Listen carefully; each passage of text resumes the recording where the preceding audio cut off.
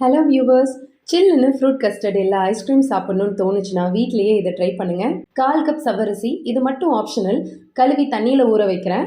பவுலில் 4 table spoon custard powder போடுறேன். உங்கள் கிட்ட கோகோனட் மில்க் பவுடர் இருந்தால் அதுவும் 4 டேபிள் ஸ்பூன் சேர்த்துக்கோங்க. சூப்பராக இருக்கும். இல்லைன்னா வேணாம். இதை கொஞ்சம் பால் விட்டு கட்டி இல்லாமல் கலந்து வச்சிடுறேன்.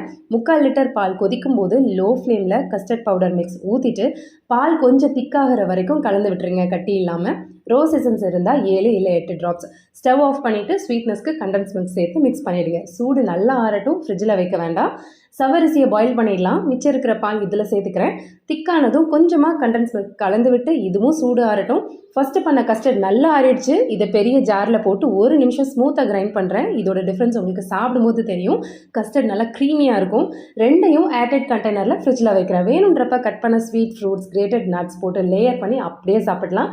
லேயர் பண்ணிவிட்டு ஃப்ரீஸ் பண்ணிட்டா யம்மி ஐஸ்கிரீம்.